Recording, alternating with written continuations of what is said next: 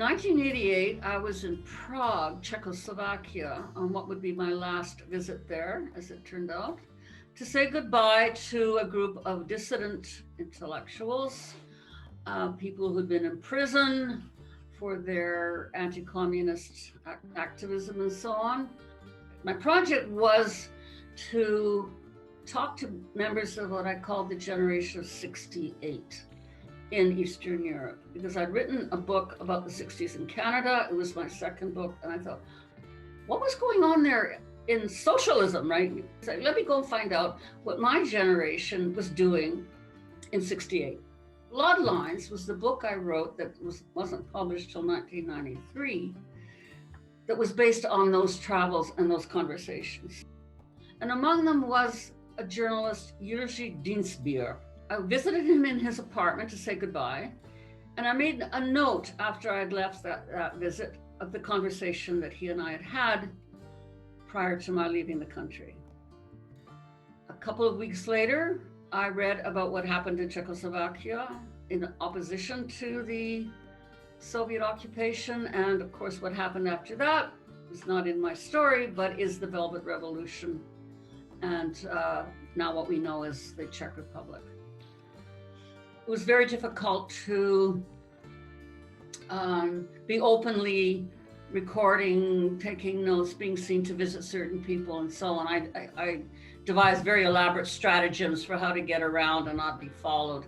It was all completely ridiculous because the people that I was interviewing, they said, sure, we know we're being followed. They're sitting out there in an unmarked car in the street. We don't care, come on in, right? And that was, they gave me the permission to sort of stop being quite so paranoid. But nevertheless, my notebooks really had to be written after the fact. I'd wait until I got back to my hotel room. Already in that scribbling into my notebook in the hotel room, I was working on a first draft.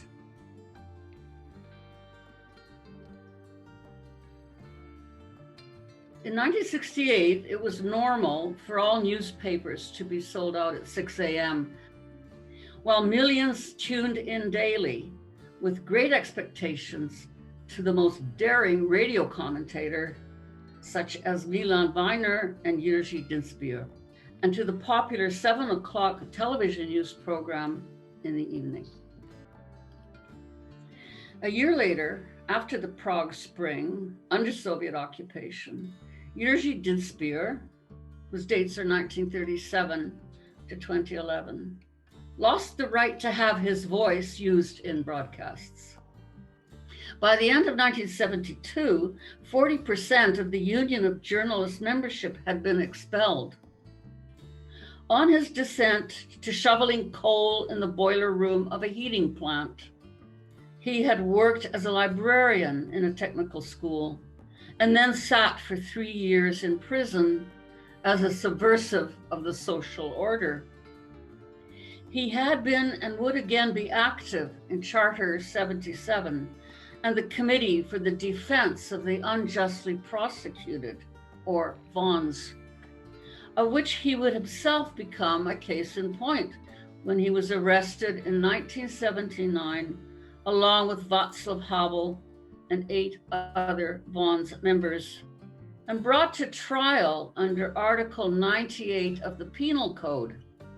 Dienstbier was convicted of subversion in collusion with foreign powers and on a large scale. His is an honorable profession. It is 1988, and Dienstbier is not demoralized by his situation. On the contrary, he cites the case of the Hungarian dissidents who are allowed to carry on with certain intellectual labors, editing, translating, tutoring, and who as a result suffer the anxiety of losing even these precarious perches in the official world. Worse, they lose touch with the everyday lives of the working class. Heaving coal all night long into the belly of a furnace, mired in sweat, he does not have this problem. She made that up. Not the whole thing, just the bit where she imagined him beefy and filthy at the red-hot furnace doors, an image that conflates with a number of others. including the bronze proletariat Superman outside a Bucharest supermarket and the Thor from her girlhood book on Norse mythology.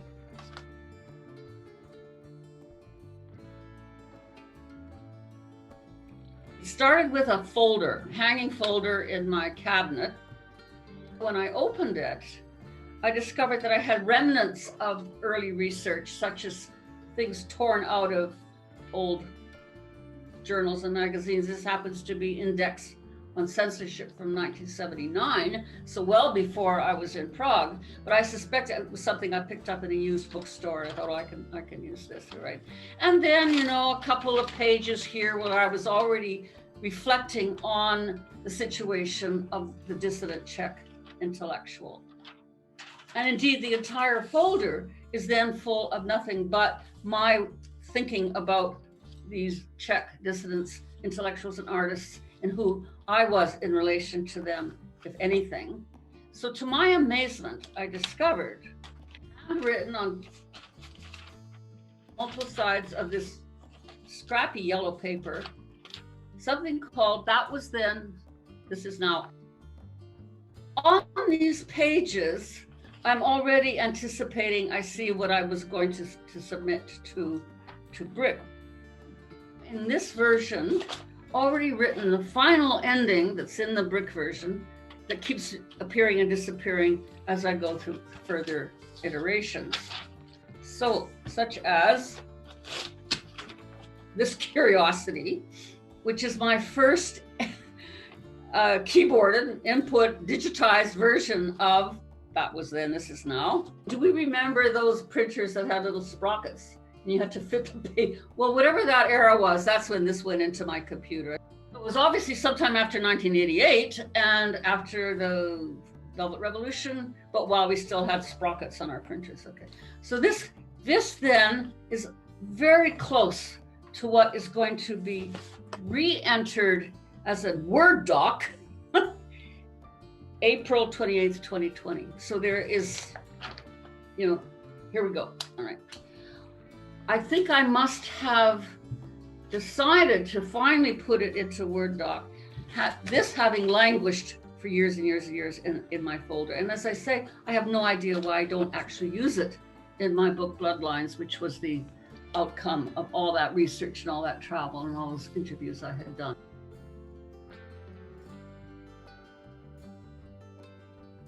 Now finally, she could be honest. I was already using she. He had power, lots of it. He could take it. No more need to defend him, make excuses, seek explanations for his incivilities, his pretensions. After all, poor dear, he's been in prison, you know, used to be an important player. Now look at him, toiling at mindless labor, but living in the truth. She reread the notes from their conversations and concluded that not only had she been abused, she had colluded. It was really interesting to hear you read an earlier draft of the piece and an earlier draft of the third person, because you were having very strong reactions to your meeting with him. You were quite hard on him.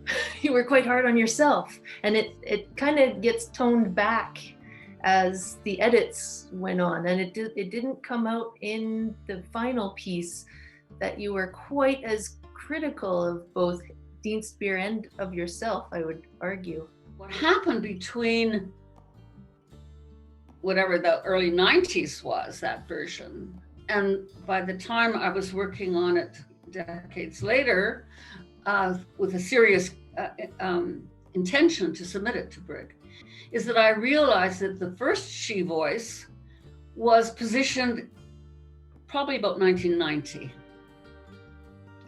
That's when I was writing Bloodlines. Everything had already changed in Czechoslovakia since I'd last visited Dean Spear.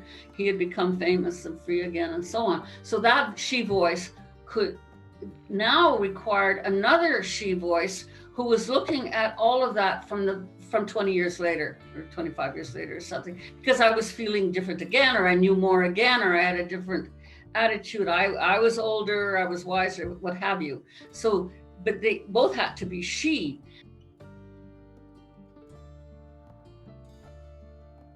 In the paragraph that starts a year later, first paragraph of the piece, what became the first paragraph of the piece? Because originally you had the quoted passage from Harry Schwartz as kind of the beginning of the piece. In a year later, 1969, that paragraph, we had a few sentences that changed slightly. One being, in the original version, the sentence read, "On his descent to the boiler room of a heating plant, he had worked as a librarian in a technical school." It continues on from there. The final version changed a little bit. "On his descent to shoveling coal in the boiler room of a heating plant, he had worked as a librarian in a technical school." Later in that paragraph, we've got, in the original, we're talking about Charter 77. As a Vaughan's member, he would be brought to trial under Article 98 of the Penal Code. And then in the final version, Havel appears in the piece. So my suggestions for that first paragraph involved perhaps bringing in a bit more context into that paragraph, and to add a little bit of precision in terms of timeline. This was an example of the benefit a writer has from a close read by someone who's doing parsing the text as closely as you did. When you made quite an amusing, entertaining comment about the original, his descent to the boiler room. So did he just happen to wander there? I mean, what was he doing? Did he fall down the stairs or something? So we had to have him doing something, shoveling the coal. We talked about this as we were editing. The form of this was a bit of a puzzle, trying to figure out how to move from, because there are a few different tonal registers going on at once. There are quotations that don't have any discernible or direct ties to the piece itself. There's the telling of what happened. You're talking to him, and then there's also that she voice that distances, and trying to sort of have those proceed in a smooth way was the puzzle for me as I was. Yes, and that's I think, yes, and I realized that needed to be worked on. That I had made too many assumptions on behalf of, the part that the reader would sort of get it because I got it. My thinking as we were going through edits to the piece was that there were certain keywords that were going to register as something in the reader's mind. Havel, Prague Spring. Even if a person doesn't know the specifics, they kind of know those words. Having waited 20 years or 25 years to write it up again, I realized that there was a whole generation of readers who would not be au courant with if I just vaguely referred to a dissident or something like that. So no, and by setting it up, we never have to go back there, right? We've got the setup. Here we go.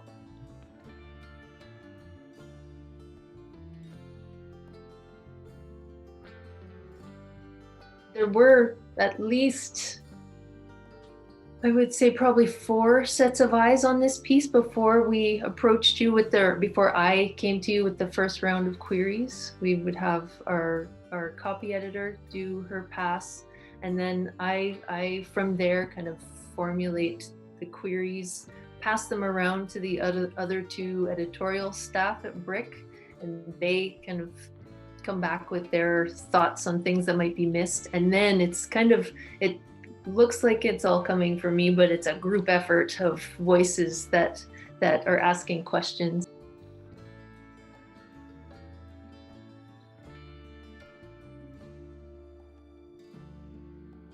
My experiences of being edited is writing nonfiction.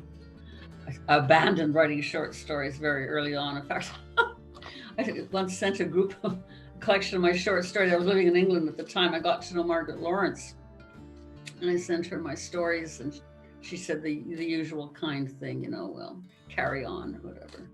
But it was after I had written my first book, All of Baba's Children, which was pure nonfiction, new journalism style. She wrote me a note to say, bravo, you found your voice.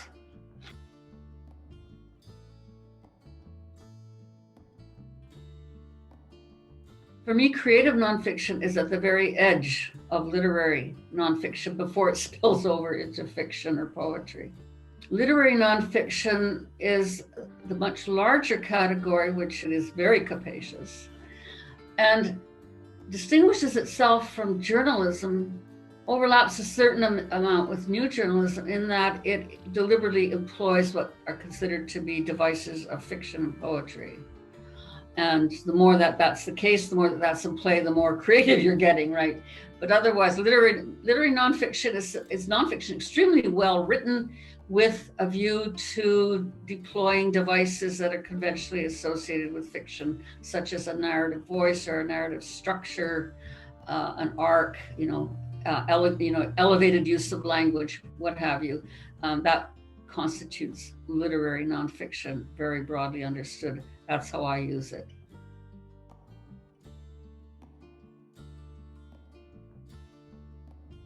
My best advice is there is always a better draft. The second piece of advice came sort of elliptically from Nicole Brossard, a very interesting and experimental writer in Quebec. Nicole Brossard said, you should be so lucky as a writer to find the genre that fits you like a glove.